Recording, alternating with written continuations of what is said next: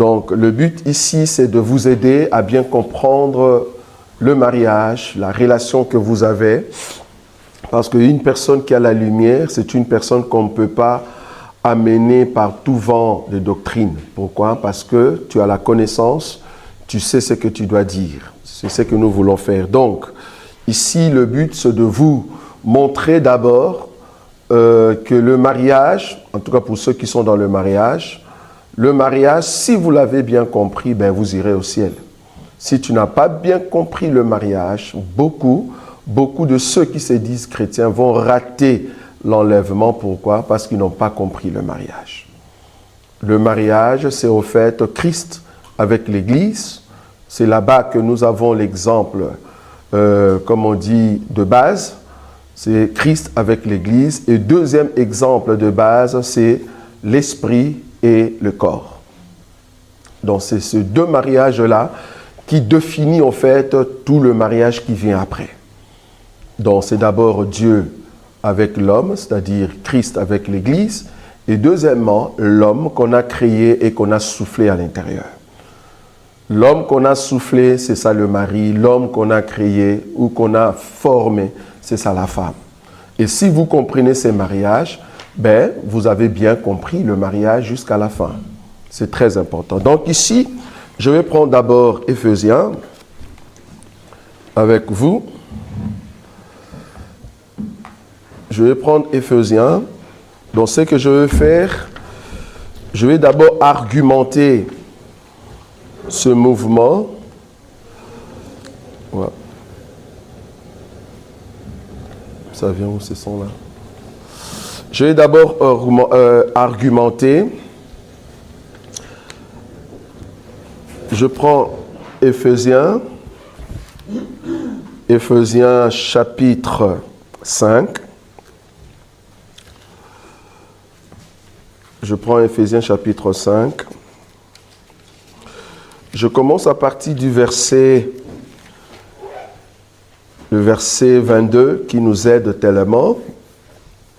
Il est dit ceci: Femmes, que chacune soit soumise à son mari comme au Seigneur. Donc là, on nous dit que mari égale Seigneur, ben, femme égale Église. On comprend. Et on continue et on dit, car le mari est le chef de la femme, comme Christ est le chef de l'Église.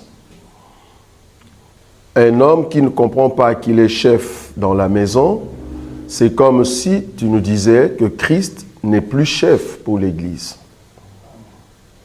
Ça va? Donc un chrétien ou une chrétienne qui ne comprend pas que c'est l'homme qui est le chef à la maison, c'est comme si tu niais en toi-même que Christ n'est pas le chef de l'Église.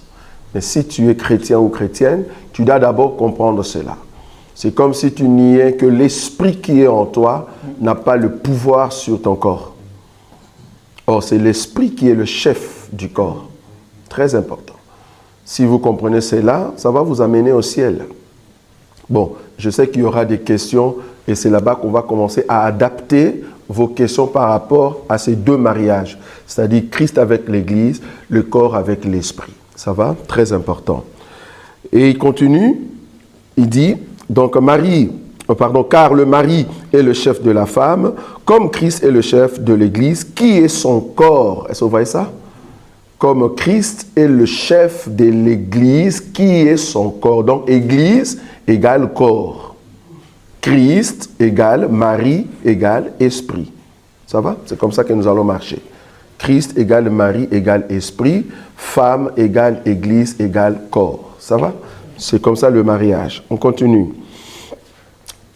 Qui est son corps et dont il est le sauveur. C'est l'homme qui sauve la femme. Ce n'est pas la femme qui sauve l'homme. Ce n'est pas à la femme d'aller travailler et nourrir l'homme. Non. Si vous êtes dans un tel mariage, vous n'avez pas bien compris cela. C'est l'homme qui sauve la femme. C'est à l'homme d'aller travailler pour nourrir la femme. C'est aux parents d'amasser pour les enfants. Les enfants bénéficient de la grâce que les parents donnent. Ça va? Voilà, c'est ça le mariage. On continue. Et le verset 24. Or, de même que l'Église est soumise à Christ, les femmes aussi doivent l'être à leur mari en toutes choses. Quelqu'un a pris cette écriture et dit, toutes choses, non. Il y a des choses que je peux être soumise, mais dans d'autres, il faut qu'on soit 50-50. Je dis, ok, je comprends que tu es une chrétienne 50-50. Parce que si tu étais une chrétienne 100%, tu dois respecter l'écriture de Dieu 100%. La Bible dit, la femme doit être soumise en toutes choses. Toutes choses. Quand nous disons que la femme doit être soumise en toutes choses, pourquoi? Parce que l'Église est soumise à Christ en toutes choses. Toutes choses. Et ton corps doit respecter, obéir, doit se soumettre à ce que ton esprit lui dit. Si un corps commence à faire les choses telles qu'il veut, comprends que cet homme-là, c'est un païen. Un païen, c'est qui? Un païen, c'est celui dont le corps domine l'esprit. On a déjà dit ça.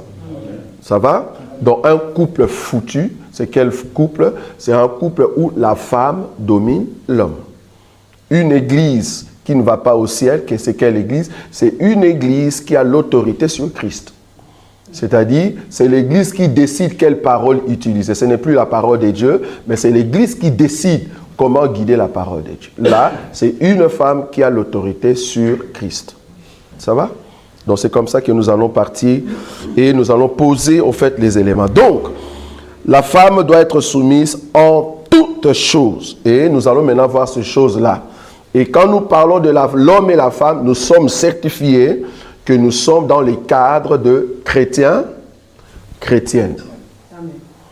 Maintenant, les cas, par exemple, des chrétiens, non-chrétiens, non-chrétiens, voilà, là, on viendra après. Mais ici, à Éphèse, Paul présente l'enseignement pour l'homme chrétien et femme chrétienne. C'est pour cela qu'il prend l'exemple de Christ et l'Église. Ça va? Ok. Le verset 25. Marie, que chacun aime sa femme comme Christ a aimé l'Église et s'est livré lui-même pour elle. Tout homme doit souffrir, doit sortir les 4 heures du matin pour aller chercher de l'argent. Si vous avez un mari qui dort à la maison, qui ne sait pas aller chercher du boulot, alors c'est à toi maintenant de prendre les pantalons et commencer à les chicoter. Pourquoi? Parce que c'est un homme en jupe. Or, l'homme doit sauver sa femme, l'homme doit travailler pour nourrir sa femme. De la même manière que Jésus a souffert pour l'Église, toi, homme, tu dois souffrir pour ta femme. Ça va? Tu dois souffrir pour ta femme. Tout à l'heure, les sœurs disaient Amen. Maintenant, le tour de frère, les frères ne disent plus Amen. On va entrer là-dedans.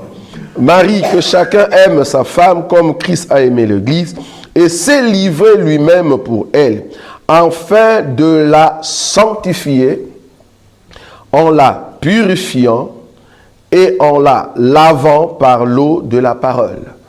Une femme qui était belle auprès de ses parents et qui est venue dans ta maison, elle devient moche, c'est-à-dire c'est toi le mari qui a un problème. Tu ne prends pas soin de ta femme. Normalement, si tu gagnes 1 000 €, ben, tu es obligé de donner toute cette somme à ta femme pour la gérance. Elle a le droit de s'acheter des habits. Toi, tu peux rester avec un pantalon. Elle a le droit de s'acheter les habits. Mais en même temps, comme c'est une société, il faut bien voir gérer la maison. Amen. Toi, l'homme, tu peux rester avec un pantalon durant toute l'année, mais la femme a le droit d'être sanctifiée. Vous comprenez ça? Parce que tu dois sanctifier ta femme. Quand on le voit, on dit, waouh, quelle femme! Sanctifiée. Donc, changement des habits, beauté, ça c'est la femme. Moi, je peux avoir une culotte une année, je n'ai pas besoin, ça ne me dérange pas. Mais toi, la femme, tu dois être belle, en tout cas au vu de tout le monde. Tout le monde doit voir que tu es sanctifié. Tu es purifié, c'est-à-dire lavé complètement par la parole. Une femme souciante, une femme qui a toujours des problèmes de cœur parce que tu n'as pas de paroles qui lavent son cœur, c'est-à-dire tu as un mauvais mari. Un bon mari, c'est celui qui parle de bonnes choses à sa femme. C'est-à-dire quand la femme arrive à un moment où son cœur est limité, elle doit trouver le repos auprès de son mari. Amen. Très important. C'est ça la parole qui purifie la femme. Ça va? Très important. Bon, ici, je ne suis pas dans la doctrine, je suis dans le mariage. Ça va? On sait expliquer cette écriture autrement aussi. Ok. Donc, en la lavant par l'eau de la parole, c'est-à-dire, tu vas commencer à parler avec cette femme pour qu'elle soit vraiment pure, propre à chaque instant. Et on continue. Pour faire paraître devant lui cette église glorieuse. Vous voyez ça? Une femme, la gloire est réservée pour la femme dans la maison et dehors, les hommes louent. Au fait, ton mari, pourquoi? Parce que sa femme est glorieuse. La qualité d'un bon homme, on le voit par sa femme. Ça va?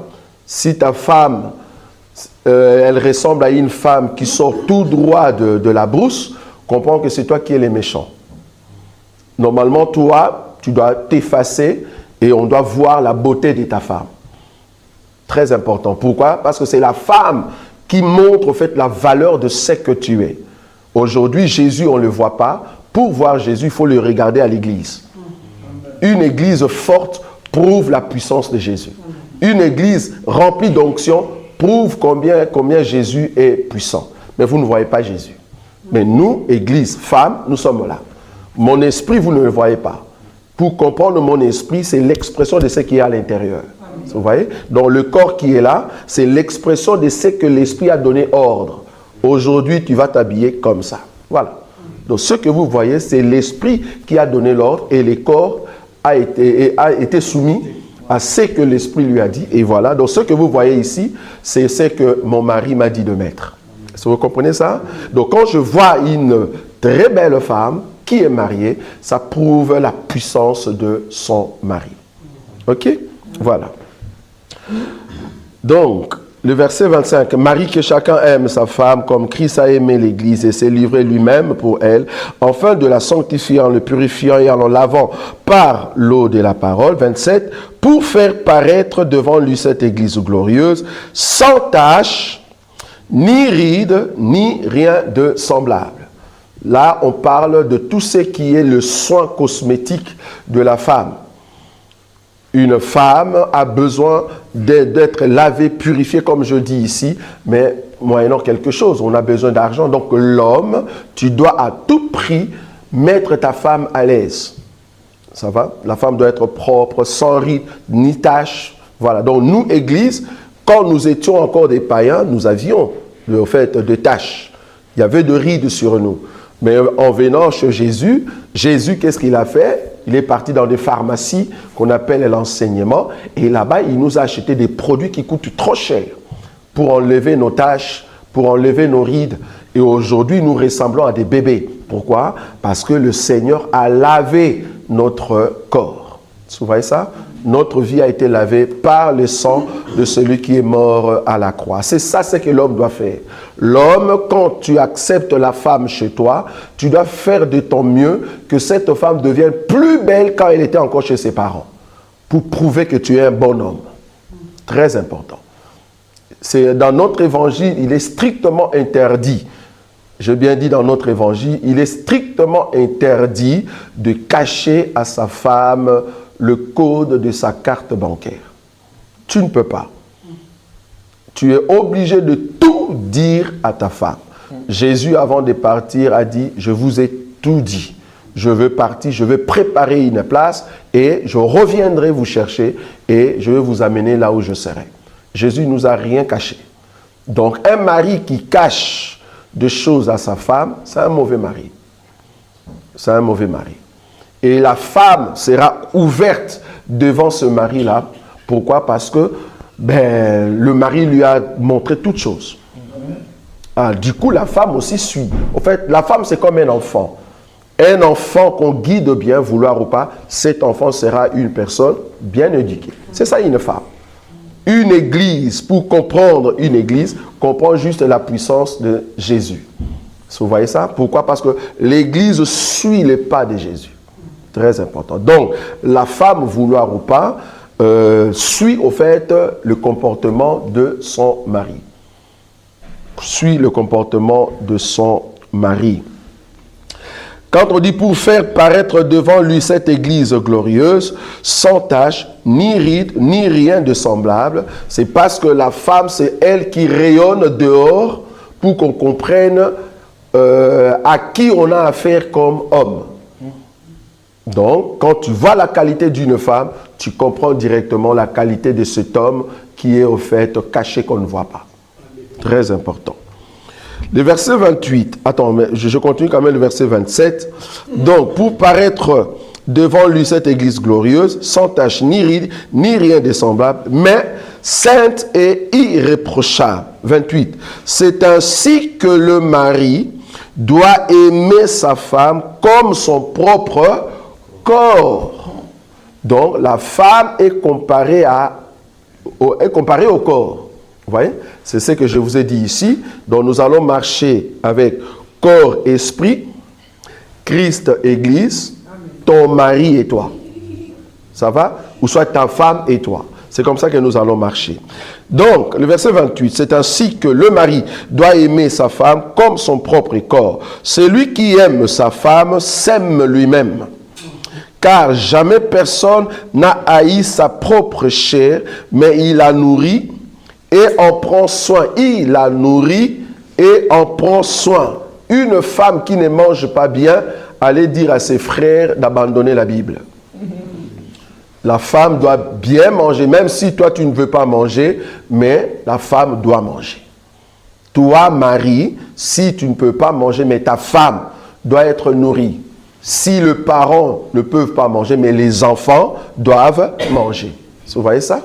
Les enfants doivent manger. Notre esprit peut dormir parce qu'il se repose, mais le corps doit quand même aller acheter quelque chose et manger. Très important. Vous voyez cela? Donc la femme doit être nourrie par son mari. Là, on va même toucher les 3 éléments que la femme doit trouver dans le mariage. Comme Christ le fait pour l'Église. J'aime beaucoup cette écriture, le verset 29. Car jamais personne n'a haï sa propre chair, c'est-à-dire Jésus nous a jamais haïs, mais il la nourrit. Donc Jésus nous nourrit de sa parole et en prend soin et il prend soin de nous. Ça, c'est ce que Jésus fait pour l'Église, comme Christ le fait pour l'Église. 30. Parce que nous sommes membres de son corps. C'est pourquoi l'homme quittera son père et sa mère, s'attachera à sa femme et les deux deviendront une seule chair. Je prends le verset 28 pour ressortir les 3 éléments que la femme doit trouver. Le verset 29, pardon, qu'est-ce que j'ai dit? Le verset 29. Car jamais personne n'a haï sa propre chair, mais il la nourrit, ça c'est un. Deuxièmement, et il prend soin. Et puis troisièmement, le verset 30. Parce que nous sommes membres de son corps, c'est pourquoi l'homme quittera son père et sa mère et s'attachera. 3 éléments que la femme doit trouver. Si la femme ne trouve pas ces 3 éléments, elle a le droit de quitter le mariage dans notre évangile. Quels sont ces éléments? La nourriture, prendre soin de la femme, c'est-à-dire le vêtement, et s'attacher, c'est-à-dire le lit conjugal. 3 éléments. Obligatoirement, si la femme trouve ces 3 choses, alors tu es dans un bon mariage. Tu es dans un bon mariage. Donc, le mariage, là où nos sœurs doivent être, tu dois rechercher ces 3 éléments. Je ne parle pas de la beauté d'abord. Je ne parle pas de la beauté. Je sais que les beautés sont en fait des accessoires qui arrivent. Parce que nous avons vu de sœurs qui ont traîné si longtemps parce qu'ils cherchaient un homme trop beau. Ne cherchez pas un homme trop beau. Tu vas traîner pour rien. Surtout les hommes trop beaux traînent trop dans les toilettes pour faire leurs soins. Il ne faut pas le rechercher. Laissez les hommes trop beaux devenir des homosexuels. Il faut faire attention avec des hommes trop beaux. Il faut chercher un homme trop courageux. Voilà. Un homme qui sait chercher l'argent. Même s'il a la face écrasée par la voiture, il n'est pas trop beau. Mais c'est un courageux. Cela prouve qu'il va te donner les 3 éléments. Je te dis, tu es la reine. Pourquoi? Parce que tu as trouvé les 3 éléments. La nourriture, les vêtements et le lit conjugal. Très important. On va le lire, je crois, dans le livre d'Exode tout à l'heure, parce que c'est là-bas qu'on va entrer.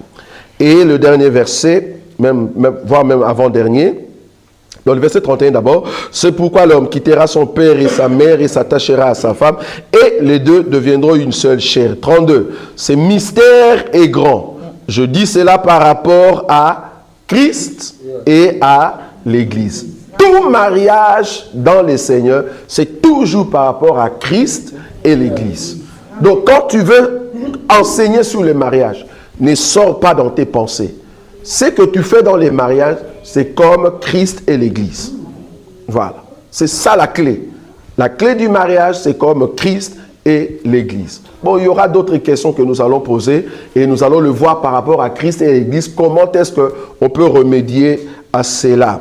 Le verset 33. Du reste, que chacun de vous aime sa femme comme lui-même et que la femme respecte son mari. Qu'est-ce que je veux dire là-bas? L'homme le plus heureux du monde, l'homme qui peut te donner tout, l'homme qui peut te prendre même la maison de ses parents pour te donner, c'est l'homme que tu respectes. La seule chose que l'homme recherche dans le mariage auprès de sa femme, le respect. Si tu respectes ton mari, tu es soumise, tu sais parler à ton mari, je te dis, tu seras la princesse. La princesse. Très important. Très important. Vous voyez ça? Amen. Tu dois en fait respecter ton mari, très important, et tu seras la princesse. Le mari arrive, voilà, tu prends soin de ton mari, et toi tu arrives, on te donne la carte bancaire. Moi, en tout cas, je ne sais pas vraiment réellement combien, parce qu'aujourd'hui, le blanc, en tout cas, la technologie nous a aidé de mettre, comment on dit, le programme. Hein, oui, le programme dans nos... Mais je ne sais pas quand est-ce, quel jour ça passe exactement. Si tu veux demander ça, tu demandes à ma princesse, c'est tout. Et quand ça passe, la première des choses que moi je fais, c'est quoi? Je prends d'abord mon argent des poches. Tout ce qui reste, ça ne me regarde pas. Ça ne me regarde pas. Moi, je veux juste regarder à la maison, qu'est-ce qu'on manque? Mais je sais qu'il y a une gérante à la maison. Mais là-bas, nous allons entrer pour comprendre que c'est lui qui gère les jardins d'Éden. Ce n'est pas Dieu, c'est Adam. Ça va? Ce n'est pas Dieu, c'est Adam. En d'autres termes, Adam étant femme de Dieu, c'est la femme qui gère les jardins. Amen. Mais si Adam réellement ne va pas laisser entrer les serpents, parce que s'il laisse les serpents, il faut chasser cette femme. Et vous voyez là où je suis? Une femme dépensière, une femme qui fait entrer les serpents, on va t'arracher au fait la carte bancaire. Voilà. Est-ce que vous comprenez ça? Parce que tu es trop dépensière. Quand l'argent entre, toi, tu vois tes parents, tu vois tes frères, tes soeurs. Au lieu de voir nous ici à la maison, toi, tu vois les gens ailleurs. C'est-à-dire, tu vois les serpents. Donc, vouloir ou pas, on va t'arracher la carte. Et puis, on met des chérubins qui n'entrent plus ici. Donc, quand je dis on met le dé chérubin, c'est-à-dire, je change le PIN code, tu vois. Tu ne sais plus c'est quel numéro. Je change, c'est fini ça. Je mets la croix. Tu n'as plus le droit d'entrer. Ça va? Mais si tu es bien et que tu gères bien les jardins, ben je m'en fous, tu sais, tu fais tout ce que tu veux, seulement gère très bien pour qu'on ne soit pas devant les huissiers et tout ça. Donc, c'est pas normal qu'une maison, chaque mois, vous êtes toujours devant les huissiers, c'est-à-dire il y a une mauvaise gérance. Une maison bien organisée, d'ici 3, 4, 5 mois, bon, je parle ici huissier, j'ai bien dit huissier, je n'ai pas dit sans dette. Vouloir ou pas, ici en Europe, on a toujours une dette. Ça peut être une dette hypothécaire ou de la maison. Donc, ça dépend. Ou soit de la voiture. Mais du moins, devant le huissier, non. C'est-à-dire, vous payez toujours votre dette à temps. Mais devant le huissier, c'est parce que vous avez une mauvaise gérance. En tout cas, des maisons qui souffrent dans ces cas-là, c'est parce que quelque part, vous favorisez d'autres dépenses et d'autres charges. Vous laissez d'autres éléments. C'est comme quelqu'un qui m'a raconté une histoire, c'était une facture de 25 € parce que la personne n'avait pas son billet de bus. Et on l'a attrapé à 25 euros. Et la facture est venue à la maison, 25 euros, paye, il dit, oh, c'est seulement 25 euros. Après 2 mois, ça monte 50 euros, c'est seulement 50. Après 2 mois, ça monte 75 et puis bam, 350. Tu pouvais facilement payer le 25, mais voilà, parce que tu négliges, parce que tu veux aller devant le huissier, ça monte jusqu'à 350. Une petite somme peut vous faire sortir un grand montant. Maintenant, essaye de calculer ces sommes-là tout au long de l'année. Tu vas voir que c'est de l'argent jeté, sans les savoir. C'est vraiment de l'argent jeté. Ça peut aller à plus de 2500, voire même 3000 euros durant l'année que vous avez jeté comme ça. Alors que tu n'es pas capable de garder en compte 3000 euros. Mais voilà, tu es capable de payer quand même une somme gâchée comme ça, hein, donc voilà, jetée auprès de huissier, et puis tu te retrouves, ah non, ben, le Seigneur doit nous aider parce qu'on passe trop mal nos mois. Mais oui, parce que tu ne payes pas tes factures. Ça va? Ben, on va entrer là-bas. Donc du coup ici, le mariage, c'est par rapport à Christ et l'Église. Mais non, dans la pratique, c'est là-bas qu'on aura maintenant des questions. Comment est-ce que le mari doit être? Comment est-ce que la femme doit être? Et quels sont les enjeux avant de rencontrer une femme ou un homme? Est-ce que je peux maintenant divorcer ou soit sortir d'un mariage? Ça, ce sont les choses qu'on va voir ensemble avec vous. Parce qu'il faut comprendre que Jésus, avant de nous rencontrer, il y avait d'abord les avant-mariages.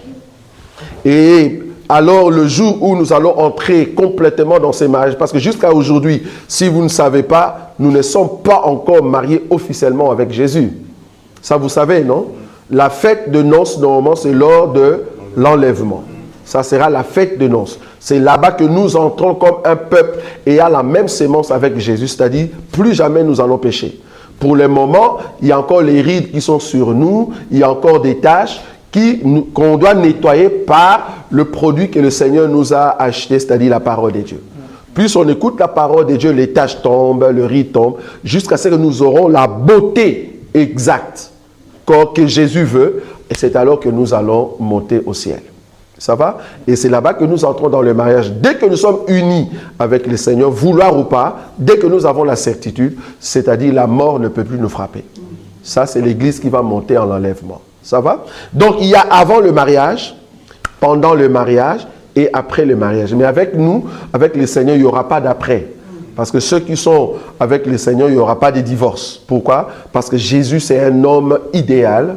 Et nous aussi, nous serons une femme idéale pour le Seigneur. Ça va? Mais sur terre, est-ce qu'il y a des hommes idéaux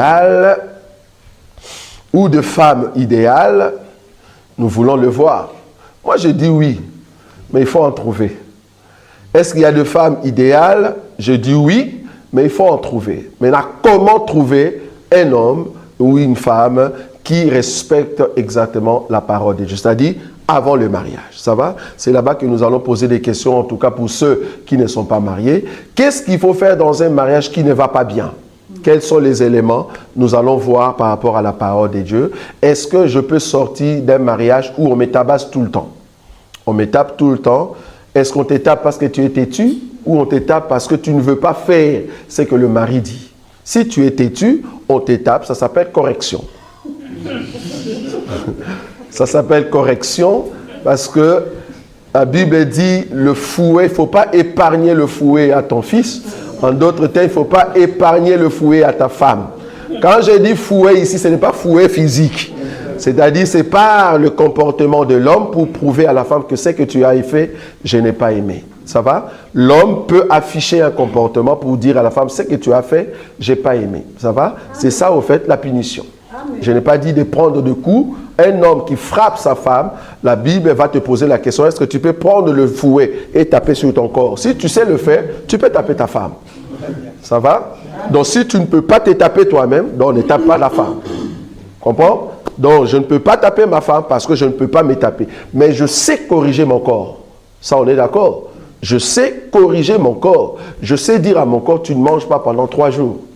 C'est une punition que je peux lui donner. Pourquoi? Parce que moi, esprit, j'ai besoin d'entrer dans une dimension. Donc, je peux, au fait, corriger ma femme, mais dans d'autres manières, voir un peu qu'est-ce qu'elle n'aime pas trop, là où elle souffre, et c'est là-bas, moi, je viens. Tu vois? Parce que le corps aime manger. Et si tu dis, tu ne manges pas, aïe, aïe, aïe, tu vas voir que le corps devient comme si on l'a tapé, quoi. Quelqu'un qui est dans un jeûne, regarde la face de ceux qui sont dans un jeûne. Jeûne de 3 jours, la face est vraiment triste. Pourquoi? Parce que le corps avait besoin de manger, tu ne lui as pas donné. C'est ça une femme. Donc une femme aussi, tu peux au fait le punir, mais selon la Bible. Je peux punir ma femme? Oui. Bibliquement parlant. Jésus nous punit? Oui. Bibliquement parlant. Ça va? Donc c'est comme ça que nous allons marcher. Voilà. La conférence est ouverte. Donc, si vous avez des questions avant le mariage, pendant le mariage et après le mariage, même pour ceux, je ne sais pas si nous sommes en direct ou on filme seulement, nous ne sommes pas en direct. Ah, je croyais que c'était en direct parce que je voulais que ça soit en direct. Donc, si vous avez des questions, ben allez-y, par rapport au mariage. Donc là, il est presque 17 heures. Je ne sais pas, on va terminer à quelle heure parce qu'on ne m'a pas donné l'heure. Donc, il est 17 heures. Vous avez le droit de poser des questions. Si on n'a pas terminé aujourd'hui, on va terminer cette conférence la semaine prochaine. Voilà. Des questions?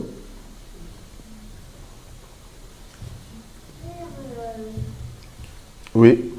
Oui, une question. Oui. Vous avez dit que la femme, si elle ne trouve pas les 3 choses, elle a le droit de quitter le mariage. Pouvez-vous nous donner les conditions dans lesquelles la femme a le droit de quitter le mariage selon les 3 critères que vous avez dit? Ok, très bien. Donc je prends Exode.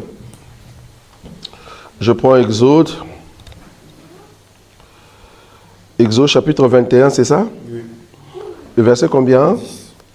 Oui, tu peux le lire. Prends le verset 9. On commence à partir du verset 9. Comme ça, on a une idée claire. Ok. S'il la destine à son fils, il agira envers elle selon le droit des filles. Verset 10. S'il prend une autre femme, il ne retranchera rien pour la première à la nourriture, aux vêtements et au droit conjugal. 11. Et s'il ne fait pas pour elle ces 3 choses, elle pourra sortir sans rien payer, sans donner de l'argent. Verset 11 encore. Et s'il ne fait pas pour elle ces 3 choses, elle pourra sortir sans rien payer, sans donner de l'argent.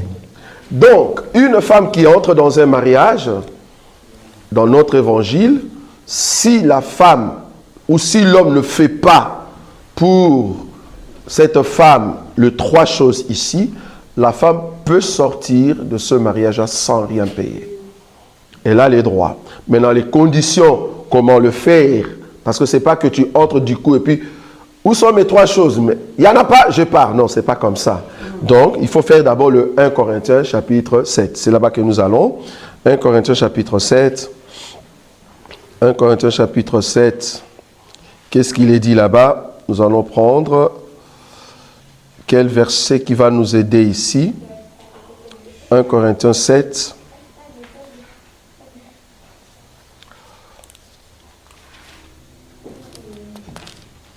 Alors,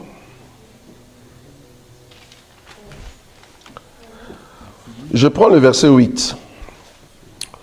À ceux qui sont mariés et aux veuves, je dis qu'il est bon de rester comme moi. Mais s'il manque de continence, qui se marient, car il vaut mieux se marier que de brûler. À ceux qui sont mariés, j'ordonne, non pas moi, mais le Seigneur, que la femme ne se sépare point de son mari. Si elle est séparée, donc la femme peut se séparer de son mari. Si elle est séparée, qu'elle demeure sans se marier ou qu'elle se réconcilie avec son mari et que le mari ne répudie point sa femme. La femme chrétienne peut se séparer avec son mari, oui. Par exemple, tu trouves que les conditions ne sont pas respectées. Ah, ben je n'ai pas trouvé les conditions. Ah, bien que tu m'as épousé, je me sépare de toi. Donc ce n'est pas encore le divorce déclaré, mais je me sépare de toi. Séparer veut dire, En attendant que tu puisses trouver donc les conditions, et puis je viens. C'est-à-dire, dès que les conditions sont là, alors moi je viens. Mais si tu es vraiment à l'incapacité de conditions, c'est-à-dire, tu ne veux pas me donner cela, alors je prends maintenant Exode pour dire, voilà, l'homme qui m'a épousé n'est pas capable de me donner mes devoirs, non, mes droits, n'est pas capable de me donner mes droits. Donc, du coup, je ne peux plus rester avec cet homme. Tu as les droits. Pourquoi? Parce que c'est toi qui dois prendre soin au fait de la femme. Cette femme peut sortir, donc c'est-à-dire, elle ne peut pas entrer dans ces mariages-là. C'est pour cela, nous disons toujours en Christ et Jésus, ceux qui veulent entrer dans le mariage, vérifient déjà si l'homme a déjà la responsabilité d'un jardin. C'est-à-dire, si l'homme a déjà un travail. C'est-à-dire, il y a ressources. Hein, donc, il y a quand même, voilà, l'homme est capable de te nourrir. Ne va pas entrer dans un mariage auprès d'un homme qui ne travaille pas, ça ne va pas. Là, tu es parti par émotion. On ne se marie pas par émotion, moins encore par pitié. Non, ce n'est pas parce que l'homme est là, non, t'inquiète, toi tu es belle, Dieu pourvoira, je vais trouver un travail, mais vierge, non, n'y va pas. N'y va pas. Va dans le mariage parce que tu trouves qu'il y a une garantie. Parce que le mariage, c'est un contrat, on va entrer là-bas, c'est un contrat. C'est-à-dire, tu me présentes, au fait, les articles et les règles à suivre, avant que je signe, je vérifie. Je vérifie si c'est bon ou pas.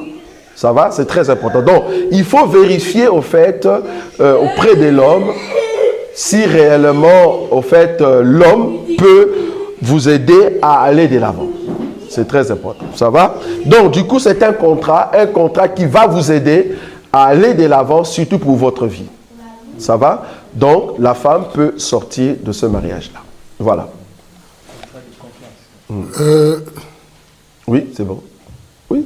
Oui, sur base de votre réponse, je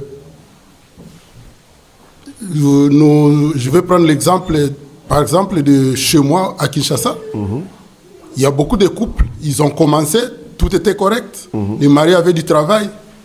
Et vu les conditions de là, le mari a perdu du travail, il n'a plus de moyens. Et on voit que le rôle a changé un peu parce que c'est la femme qui va au marché et qui fait nourrir la maison. Donc, vous conseillez à cette femme-là de sortir parce que le mari a perdu du boulot, il n'a plus l'argent. Et puis, qu'est-ce que vous dites de ça? Très bien, très bien. C'est une très bonne question. En fait, là, nous ne sommes plus avant le mariage. Là, nous sommes déjà dans le mariage. Avant le mariage, tu vérifies les trois, comme j'ai dit dans Exode. Mais je suis déjà dans le mariage. Nous avons bien commencé. Et mon mari, par exemple, a eu un accident. Accident de travail. Le mari ne sait plus travailler. On a déjà bien commencé. Là, on ne sort pas. C'est d'ailleurs le cas, par exemple, d'un homme qui avait la force pour le lit conjugal. Ça va, au départ. Vous avez eu 2 ou 3 enfants. Mais avec l'âge, cet homme devient impuissant. Tu ne sors pas de ce mariage. Parce que vous avez déjà bien commencé. Donc, avant le mariage et pendant le mariage, ce n'est pas la même chose. Donc, les 3 critères, c'est avant le mariage. C'est-à-dire, avant le mariage, sois sûr que Adam a la responsabilité du jardin.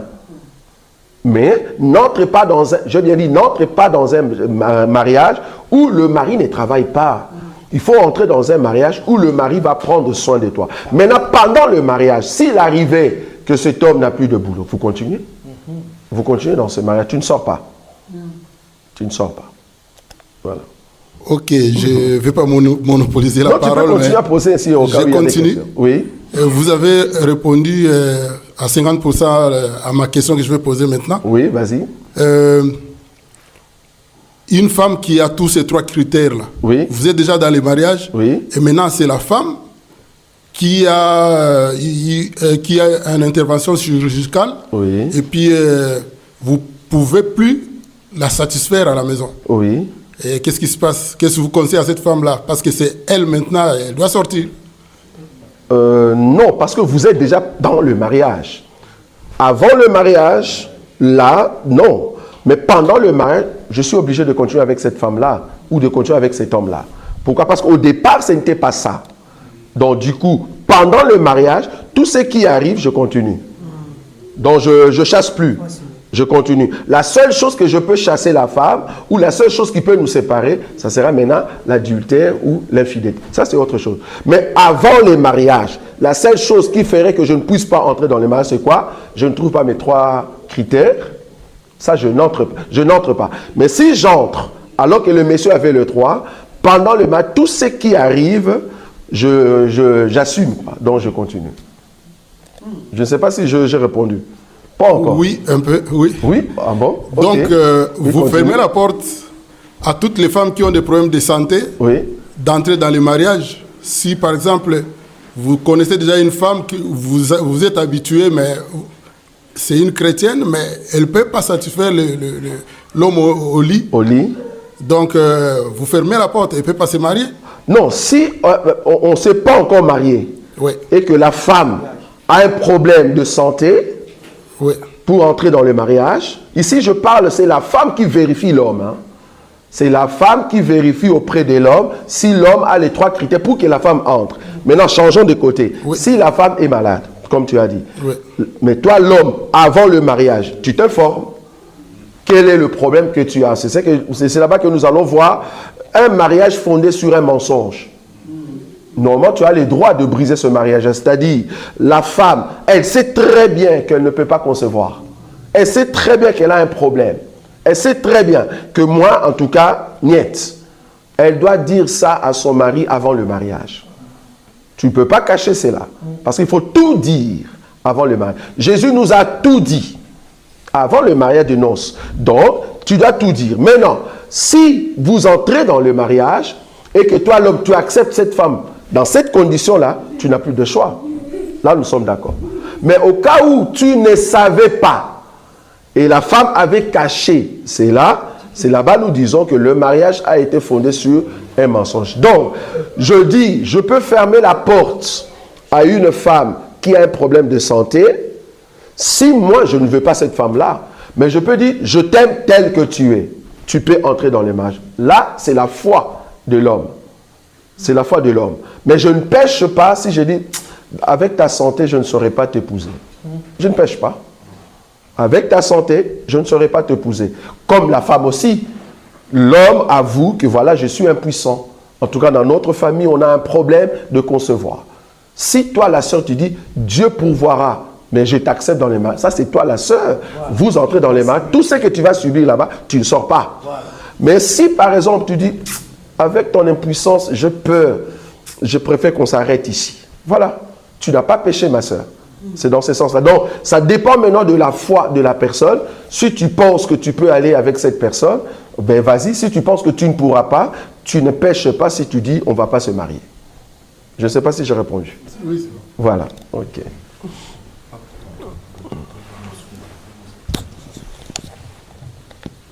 Oui.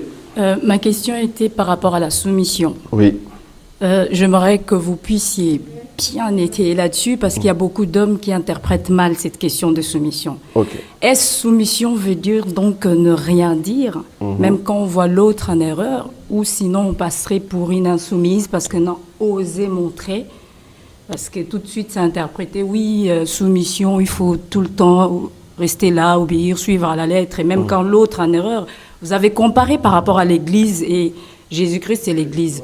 Jésus-Christ ne nous met pas en erreur. Super. Parce qu'on suit, on lui fait confiance. Voilà. Mais en étant être humain, cela est difficile de toujours...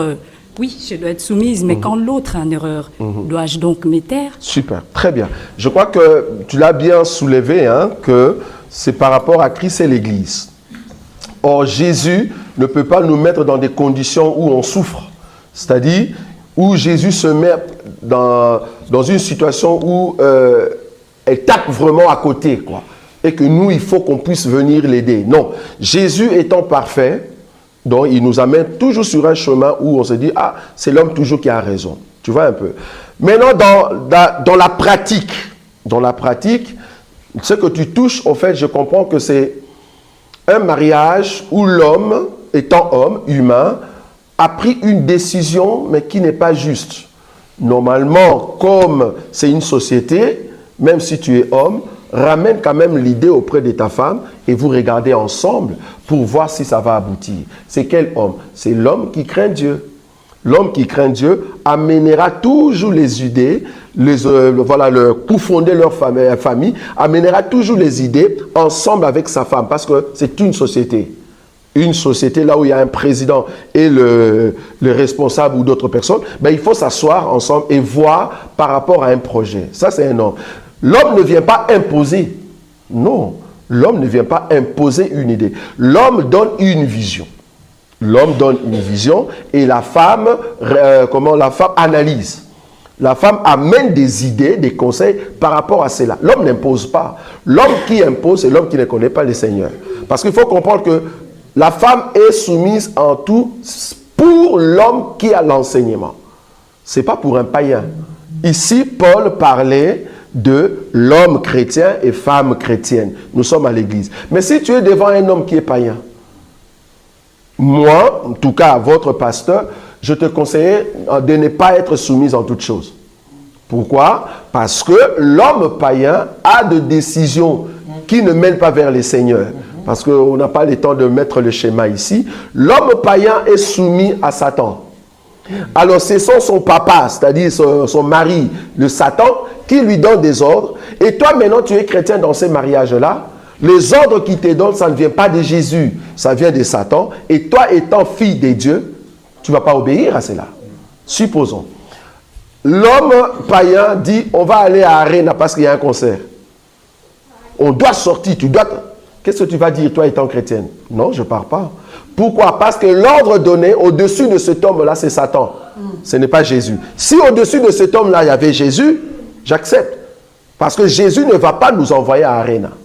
Tu comprends? Donc, il faut que ce soit l'homme qui craint Dieu et que c'est Dieu qui lui donne comme ordre et lui, il prend cet ordre-là, il te donne.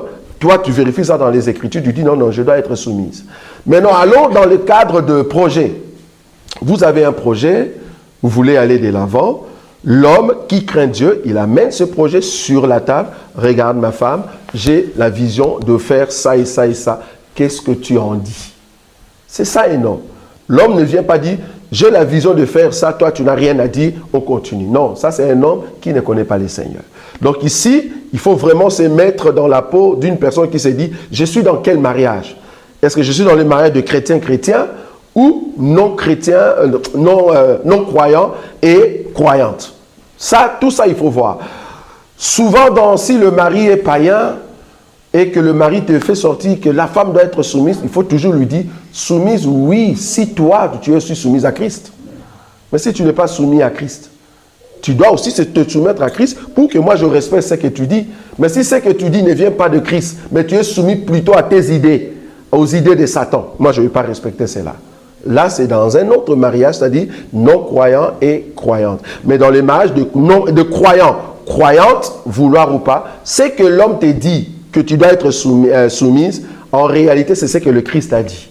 Donc, du coup, ça ne va pas gâcher, au fait, vos idées ou vos projets dans les futurs. Je ne sais pas si tu as vu un peu. Donc, si je comprends bien ce que je retiens, je peux m'opposer quand je sens que ça ne correspond. Ça ne va pas, oui. Tu peux. Ne pêche pas. Non, tu ne pêches pas. Pas aucune envie de rater le ciel non plus. Non, non, tu ne pêches pas. Si c'est le monde, si tu ne pêches pas, pourquoi? Parce que la chose en question peut vous amener en erreur. Alors tu dis non, ça je ne suis pas d'accord. Voilà, tu as le droit. Ok, je vais passer le micro. Il y a une question des non bien-aimés qui ne sont pas là, qui va dans le même sens de la soumission. La question a été posée à Dr Roger, si vous pouvez répondre.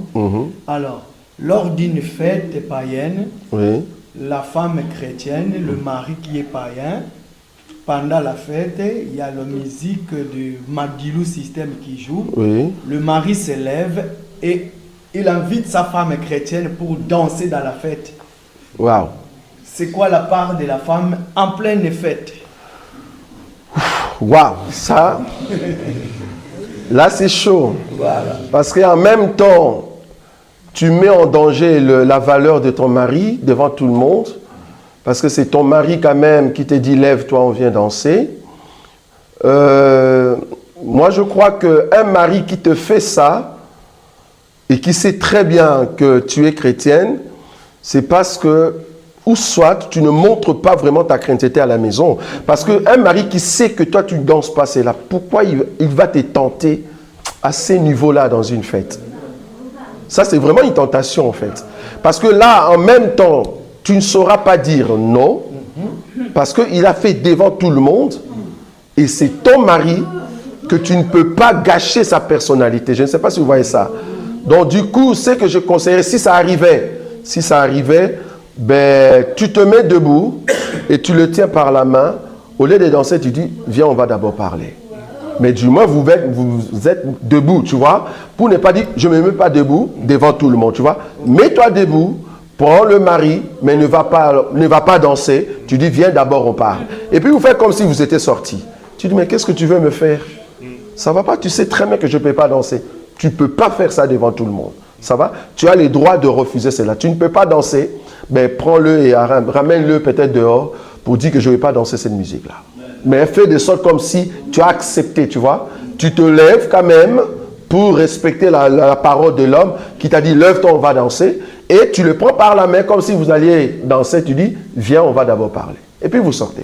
Normalement, il doit te respecter. S'il refuse, c'est là-bas, on dit que c'est vraiment une tentation. Là, ça ne va pas. En tout cas, à la maison, il faut essayer un peu de dire que le monsieur sait que tu as fait, ça ne va pas. Oui, oui. Ma question est celle-ci. Deux couples chrétiens qui sont en train de préparer leur dot. Oui. Et dans la dot, il y a souvent des familles qui sont chrétiennes et païennes. Oui. Et généralement, on condamne en disant que quand on est chrétien, il y a des parents qui ne sont pas chrétiens qui en mettent la musique mondaine. Est-ce que, étant un couple chrétien qui sont en train de faire leur dot, la musique mondaine, pour ceux qui ne sont pas chrétiens, est un péché? Ok. Normalement, la dot, c'est la fête de qui? De mariés ou de parents? Les deux. La dot, quand on vient donner la dot, c'est la fête de parents ou de mariés? Les parents. C'est des parents. La dot, quand on vient donner la dot, c'est quoi? Je viens prendre l'autorité parentale auprès des parents. Donc, je viens chez le parent. Comment on dit? Je m'abaisse devant les injonctions de parents. C'est-à-dire, si les parents, le jour de la dot, ils veulent mettre de la bière, de la musique, c'est à eux de danser. Moi, je ne danse pas. C'est à eux, c'est la fête de parents. Maintenant, si j'ai déjà pris ma femme, je peux même, pendant ce temps-là, sortir avec ma femme et aller. Parce que j'ai déjà acheté, enfin, le terme est acheté. J'ai déjà acheté, au fait, l'autorité. C'est-à-dire, je peux aller avec ma femme ou rester là, mais nous, on ne danse pas. On n'a pas le droit de danser la musique mondaine, parce que nous sommes des chrétiens. Mais le jour où vous vous êtes dit, bon, aujourd'hui, par exemple, nous allons fêter, nous deux, notre fête à nous, bien que nous allons inviter les parents, et que le parent te dit, mets-moi la musique mondaine. Non, je ne mets pas. Parce que c'est ma fête à moi. Ce n'est pas la fête des parents. Je ne sais pas si vous voyez la différence. Les parents sont païens. Ils ont le droit de mettre le jour de la dot leur musique. Ils ont le droit de demander tout ce qu'ils veulent. Parce que ce sont des injonctions venant de la part de parents, c'est-à-dire le père qui demande les choses que je dois donner pour sa fille. Dès que je paye ça, c'est fini. Ils peuvent danser s'ils veulent, c'est fini. Bon, moi, je ne suis pas là-bas. Donc, ils peuvent mettre leur musique. Quoi. Ma deuxième question est celle-ci. Pour un couple chrétien, est-ce que la fécondation in vitro est un péché? Quand tu dis fécondation in vitro, il faut m'expliquer. C'est-à-dire quoi? Entre les deux, il y a un problème d'infertilité, d'avoir des enfants, et que le médecin leur propose la fécondation in vitro, c'est-à-dire que implanter dans l'ovule de la femme les spermatozoïdes de l'homme, pas par rapport au rapport sexuel. Est-ce que c'est un péché? Je vais aller je vais l'expliquer d'une autre manière. C'est-à-dire, l'homme n'est pas capable, par sa nature, ou la femme, n'est pas capable de donner vraiment le valeur comme il faut. C'est-à-dire, nous avons tenté par la prière, ça n'a pas marché. C'est-à-dire, la prière, ça n'a pas marché. Dieu n'a pas répondu. Mais Dieu, à part la prière, dans la nature, il a doté des hommes de l'intelligence. Ça va? Il a doté des hommes de l'intelligence. Je crois que on m'a posé la même question la fois passée quand j'ai répondu. Je dis que le don de guérison C'est quoi les dons de guérison? Les dons de guérison est que quelqu'un qui a le cancer, moi, par la prière, par l'onction, je peux prier pour la personne et la personne est guérie de son cancer. C'est ça, non? Don de guérison. Mais la même maladie, le médecin aussi peuvent guérir, oui ou non? C'est-à-dire, si moi je ne réussis pas par la prière, ben je peux dire à la personne, allez voir le médecin. Il ne pêche pas. Parce qu'on comprend. Donc du coup, dans la prière, nous n'avons pas réussi à avoir des enfants, nous deux, mais si la médecine peut nous aider, c'est-à-dire la médecine prend de spermatozoïdes de l'homme et on met dans l'ovule de la femme, ou soit l'ovule de la femme, je ne sais pas comment on va faire au cas où ça ne fonctionne pas, parce qu'il y a ce qu'on appelle de fibrone, qui empêche peut-être d'avoir des enfants, mais le médecin, ils peuvent vous donner un enfant, pas vous donner, mais ils peuvent faire de sorte que vous puissiez avoir un enfant à vous deux. Comment? On prend, au fait, par l'homme et on le met chez la femme. Mais c'est vraiment la sémence de deux. Ça, je ne vois pas la condamnation. Tu ne verras pas une écriture qui condamne cela. Pourquoi? Parce que par la prière, c'est-à-dire par le don de guérison, nous n'avons pas eu, mais Dieu a mis cette intelligence auprès des hommes. Ce que nous sommes contre, c'est l'homme n'a pas la capacité de l'avoir. Vous êtes déjà dans le mariage. Hein? L'homme a les capacités d'avoir de spermatozoïdes qui peut avoir des enfants. Vous allez à l'hôpital pour acheter. Donner, un donneur, je ne sais pas.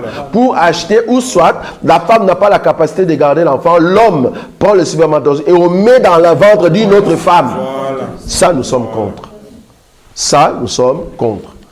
Ça va? Je ne sais pas si vous voyez la différence. Ça, nous sommes contre. Voilà. Oui.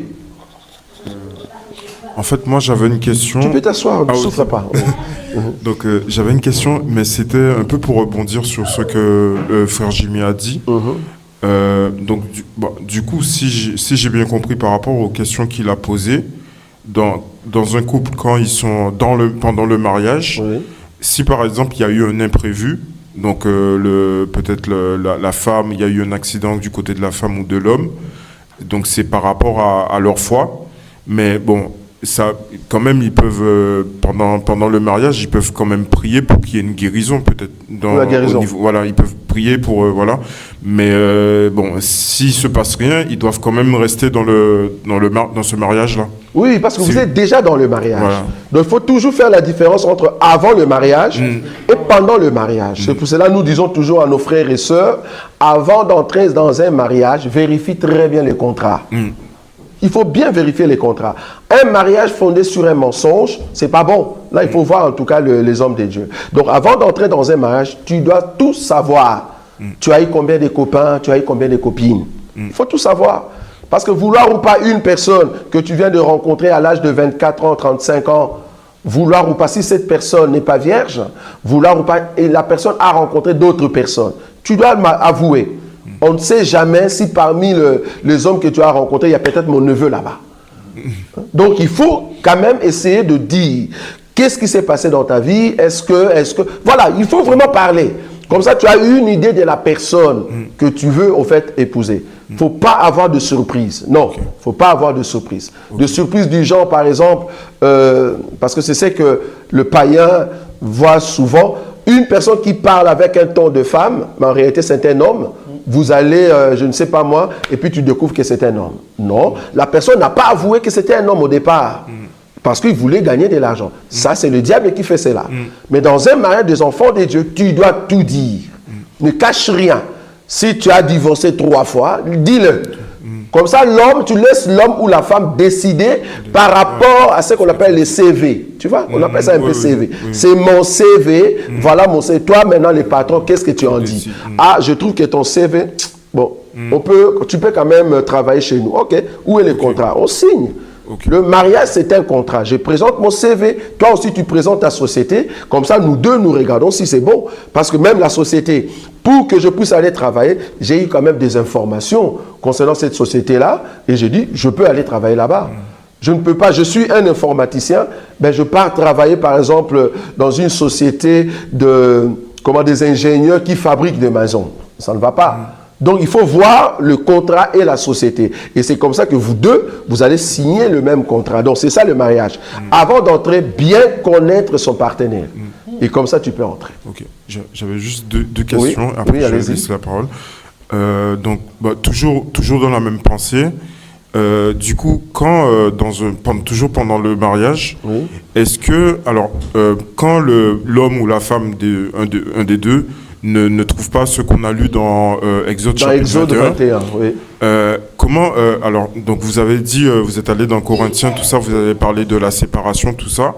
Mais si par exemple, admettons le mari, Oui. le mari, vous avez parlé par exemple, il a perdu son travail. Oui. Mais si par exemple le mari, il avait avant le mariage, il avait son travail, donc Oui. ils sont entrés dans le mariage en ayant son travail, Oui. mais il a perdu son travail, il est Oui. au chômage, Oui. mais il veut pas. Là par contre, il veut pas chercher du travail. Oui. Est-ce que par exemple, dans ce cas-là, la sœur, qu'est-ce qu'elle doit faire? Est-ce qu'elle peut appliquer Matthieu chapitre 18? Non. Dans- Au fait, la sœur qui entre dans un mariage qui au départ était bien et qu'au milieu du mariage, le frère ne veut plus travailler parce que le frère devient, comment les termes c'est quoi? Il veut que la Feignant. femme puisse l'aider. Voilà, gigolo, ouais, voilà. Normalement, si c'est un autre frère, ben, c'est l'église qui doit faire au fait le travail. C'est-à-dire, on vient pour dire au frère, c'est pas à la femme au fait de te nourrir. Tu dois aller chercher du boulot. Donc nous, maintenant, l'église, on va pousser le frère. Donc vouloir ou pas, le frère doit aller chercher du boulot. Parce que tu n'es pas malade, D'accord, ouais. tu n'as pas de problème. Ben, on va dire à la sœur, ne travaille plus. Ok. Ben oui, on va dire à la sœur, toi aussi, ne travaille pas, reste à la maison. Parce que c'est lui qui doit prendre charge, en fait, de ta personne. Donc, on va dire à la sœur, ne travaille pas, reste à la maison. Du coup, la sœur, en fait, elle doit attendre jusqu'à ce que le Parce que là, frère, vous êtes déjà dans le mariage, Voilà, tu ne voilà. sors pas Ouais, pour ouais, ça. voilà. Parce que c'était bien au départ, et vous êtes dans le mariage. C'est un comportement Voilà. qui surgit dans le mariage, D'accord. c'est différent. Donc là, du elle coup... peut pas sortir. Non, elle ne peut pas sortir. Ok. Là, on fait comme tu as dit, hein, Matthieu 18 a dit, commencez à aller maintenant voir les hommes de Dieu. Mais regarde à la fin de Matthieu 18, que cette personne soit regardée pour toi comme un païen. Voilà. Mais la personne est toujours là, quoi. Ok. Donc tu ne sors pas. Ok. Ça marche, merci. Voilà. Moi, j'ai une question. Oui. C'est toujours pour un Et puis il y a couple, une sœur qui a une question aussi là-bas. Oui, allez-y. un couple chrétien. Oui. Je dis par exemple, comme on dit, Jésus-Christ c'est la vérité, que dans le couple, étant chrétien, ils doivent se dire la vérité. Mais si par exemple la belle famille soit du côté du monsieur ou de la femme, de l'homme ou de la femme, Oui. qu'ils arrivent à parler mal et comploter par exemple la belle famille du mari, les sœurs et tout, qui n'aiment pas la femme de leur frère, qui complotent, et que le mari est au courant. Est-ce qu'il il peut dire que pour éviter de blesser sa femme, il ne lui dit pas la vérité? Est-ce que c'est un péché? Il agit bien ou pas? Donc, pour protéger, parce que ici, c'est une question de protection. C'est-à-dire, en même temps, le monsieur joue ce que je peux appeler ici la sagesse. La sagesse pour ne pas te blesser, pour que tu ne commences pas à insulter sa famille aussi. Ben là, il cache, mais en même temps, il t'aime. Parce que s'il te dit, voilà, il y a ma famille, par exemple, qui ont dit ça et ça et ça et ça, vouloir ou pas, tu vas haïr complètement sa famille. Donc, ce que l'homme peut faire pour ne pas blesser sa femme, ben, l'homme garde la position, mais comme nous disons toujours dans notre évangile, cet homme doit être toujours du côté de sa femme. C'est-à-dire, au niveau de la famille, l'homme doit dire, vous ne pouvez pas insulter ma femme, vous ne pouvez pas dire du mal de ma femme. Mais quand l'homme vient auprès de sa femme, si l'homme dit à sa femme que ma famille dit ça, c'est pas prudent, c'est pas une prudence ça. Mais c'est un mensonge. Non, c'est un mensonge au cas où toi tu lui posais la question et que lui nie, là ça devient un mensonge. Si je connais une vérité que je n'ai pas dit, je ne mens pas. Au fait, je suis sage. Je ne sais pas si tu vois.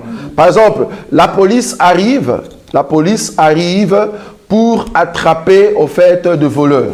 Ça va? Pour attraper de voleurs ou soit pour attraper les gens qui volent dans une maison. Moi, j'ai vu la police qui arrive sans leur gyrophare. Ok?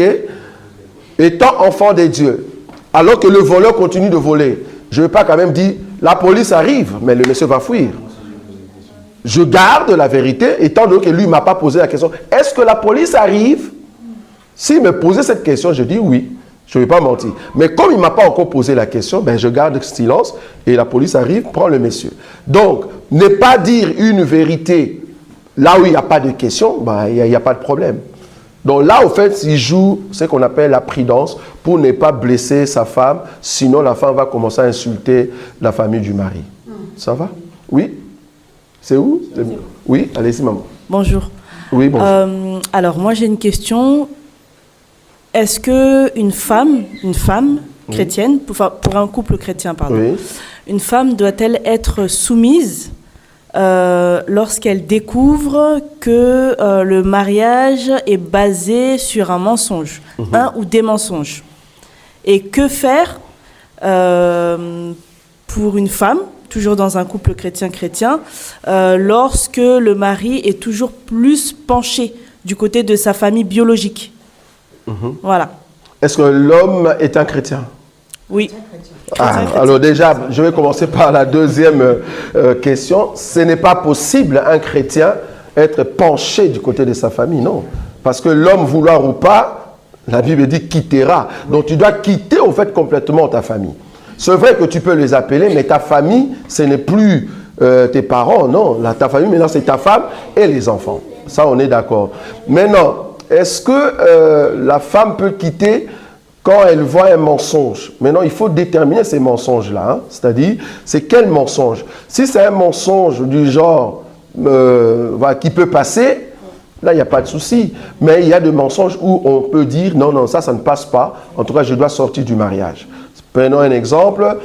Un homme qui te dit que j'ai un boulot, mais la personne n'a pas un boulot, au fait. C'est l'argent qui soutient quelque part. Le boulot en question, c'est pour aller déchirer les gens et prendre le rein, tout ça. Ce n'est pas un boulot, ça. Et il vient avec de l'argent parce que ça paye. Tu tues les gens, tu ouvres... Il te dit, je travaille. Et puis, paf, tu entres dans ce mariage. Tu pensais que c'était un chrétien alors que c'était un païen. Mais le monsieur venait aussi à l'église. Ça va? Tu n'as pas bien vérifié la chose et tu entres dans un mariage. La personne, c'est un criminel qui tue les gens. Moi, je croyais que c'était un frère. Par erreur, j'entre. OK? Si je découvre qu'il n'a pas de boulot, c'est ce boulot-là qu'il fait. Donc, le mariage a été fondé sur un mensonge. Tu n'avais pas de boulot, ben je quitte. Pourquoi? Parce que même si tu me donnais à manger au départ, mais le boulot en question, ce n'est pas un boulot. Tu es un criminel. En fait, tu nous as menti que tu étais un frère. Donc, je sors. Merci. Et du coup, est-ce que ce mariage-là, il est considéré comme caduc? Si oui, caduc aux yeux de qui? Des hommes ou de Dieu? Ok, d'abord le mariage, premièrement, Dieu approuve un mariage par le mouvement du Père. Pour que Dieu approuve un mariage, c'est ce que le Père va faire. Donc, pour que Dieu désapprouve aussi le mariage, le Père. C'est-à-dire, il y a eu mariage, le monsieur a acheté au fait, enfin, a payé sa dot, et je trouve que le mariage est fondé sur un mensonge, ben je viens voir le parent. C'est pas l'église, en fait, est là pour accompagner le marié.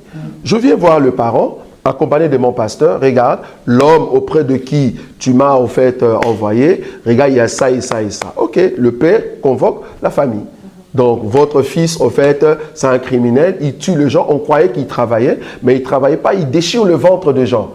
On a peur qu'il puisse tuer notre fille. Donc, le mariage est fondé sur un mensonge. On croyait que c'était un chrétien, ce n'était pas un chrétien. C'est au père de convoquer maintenant l'autre famille pour dire, en tout cas, je ne saurais pas, en fait, je ne laisserai pas que ma fille entre dans ce mariage-là. Alors, je veux que vous puissiez restituer ma fille. Donc, c'est le père qui doit faire cette démarche-là. Bien que toi, tu peux refuser, mais c'est le père qui peut le faire. Pardon, je voulais juste dire une chose. En fait, nous devons faire aussi part des choses entre le mot chrétien ou fréquenter l'église. Quelqu'un qui fréquente l'église ou quelqu'un qui a la nature de Dieu, c'est des choses différentes. Nous pouvons fréquenter le même assemblée, mais la personne n'est pas convertie. Non. Donc, il y a ça aussi. Alors, c'est lui qui vient à l'église peut-être accompagner son mari ou sa femme, mais lui-même, il n'est pas dedans. Et si le mariage est fondé par des mensonges, ça veut tout simplement dire que la personne n'a pas la nature de Jésus. Non. Il n'est pas chrétien. Non. Voilà, merci. Je rebondis sur ce que vous venez de dire. Alors, soit qui n'est pas chrétien, donc qui a soit la nature de Dieu. Et si cette personne-là, parmi les deux, que ce soit l'homme ou la femme, avait l'enseignement et qui, pour une raison X ou Y quelconque, qui rejette l'enseignement. Et vous êtes déjà dans le mariage? Oui, déjà. Tu continues. Tu continues. Tu ne sors pas. C'est-à-dire, Matthieu 18, c'est ce que le frère a dit. C'est-à-dire, tu continues. Bien que tu le considères comme un publicain, mais tu continues. Parce que tu es déjà dans les mariages. Ça va? Merci. Sauf si l'infidélité. Le mari. ne veut plus de vous. Si le mari ne veut plus. Si, dans ces cas-là, si maintenant le mari ne veut plus de toi et qu'il te dit sors de... Là, tu es libre. Voilà. Mais toi, tu ne peux pas sortir. Oui, c'est juste. Oui? Oui, en fait, moi, j'ai des questions posées. Oui, tu as beaucoup, ça se voit. Vas-y. En tant que quelqu'un qui n'est pas marié, Oui. il a une copine. Il peut connaître sa copine avant le mariage? Non. Non, ok. Non. Non, tu ne peux pas. C'est vraiment non, donc tu ne peux pas. Ok. Et d'ailleurs, le fait de le connaître, donc cela prouve que tu n'es pas chrétien. Ok. Ne Donc, fais pas du Gédéon Tchétchouva. Ne fais pas ça. Non. Voilà, parce Non. que, bon, non, mais bon, on va quand même bien voir. Donc, c'est une question, ne pensez pas il faut répondre non directement. Parce que là, il y a maintenant une pensée qui vient quand l'homme de Dieu a parlé de ce monsieur Gédéon. Je suis chrétien. Je rencontrais une sœur en Christ. Est-ce que je peux connaître la sœur en Christ avant le mariage? Oui et non. Alors là, ça trouble. Attends, Là, ça trouble. Chrétien, chrétien. Hein? J'ai bien dit chrétien, chrétien. Oui et non. Ok, je commence par les non. Non, je ne peux pas connaître cette fille par mes désirs et par mes émotions. C'est-à-dire, nous sommes déjà présentés auprès de Vaïa. Viens, on va à l'hôtel. Tu ne peux pas. Quand est-ce que c'est oui? C'est quand les parents de la fille savent que leur fille est vierge et que les parents de l'homme viennent pour donner la dot le jour de la dot. Vous donnez la dot. Alors, les parents de la fille disent, tu peux tester la fille si la fille est réellement vierge ou pas. Si c'est les parents qui te donnent ce droit, tu as le droit de le faire. Tu peux le faire pour prouver que c'est vraiment une vierge. Mais il faut déjà donner la dot. Mais oui, c'est le jour de la dot. C'est le jour. Ce n'est pas avant, le jour même. Le jour de la dot. J'ai bien dit. C'est le jour de la dot. Les deux parents sont là. Vous venez donner la dot. La dot en question, c'est la dot d'une vierge. Voilà. Je souligne, hein, parce que vous savez, dans la Bible, il y a combien de sortes de femmes? 4. Ça va? Dans notre enseignement, partout sur la terre, il n'y a que 4 sortes de femmes. Donc, la dot de la vierge, si les parents de la fille décident qu'avant de nous donner la dot, vous devez vérifier si la fille est vierge, parce qu'ils ont la certitude que la mère a vérifié que c'est vierge. Ok. Nous payons en fait la dot de la vierge. Ok. Avant de payer cela, va vérifier, messieurs. Nous sommes là, dans la fête. On vous donne la chambre, les messieurs, fais comme tu veux. Et vous montez, tu vérifies parce qu'il y aura toujours une preuve, vouloir ou pas. Et c'est comme les juifs, ils vont ramener les draps blancs pour dire voilà, la fille est vierge. Allez, vous payez la dot. C'est là-bas que. Pardon? Et si c'est le cas contraire? Ah, là c'est grave. Parce que là, d'abord, les parents ont menti. Parce qu'ils nous ont dit que la fille était vierge. Et moi, je monte. J'ai vu que la fille n'est pas vierge. C'est un monde, ça. Et si la fille, elle a dit aux parents qu'elle était vierge, par contre, si la fille, elle a menti à ses parents, justement, les parents, ils savaient que la fille, elle est vierge, mais attends, vous découvrez que la fille, elle n'est pas vierge. Donc, la fille avait menti. Donc, c'est une sœur en Christ qui a menti. On est d'accord. Donc, c'est fondé sur un mensonge. Maintenant, toi, la fille, tu sais bien que j'ai menti. Et tu montes avec les garçons pour dire que je suis vierge. Dis la vérité quand même aux garçons, ne me touche pas. En fait, je suis déviergé. Dis-le. Au lieu de continuer d'amener les messieurs pour que la honte de la famille soit... Parce qu'il faut comprendre que si tu aimes ta femme, bien qu'elle n'est pas vierge, tu peux toujours la prendre, non? Mais quand on dit la dot de la vierge, ça change.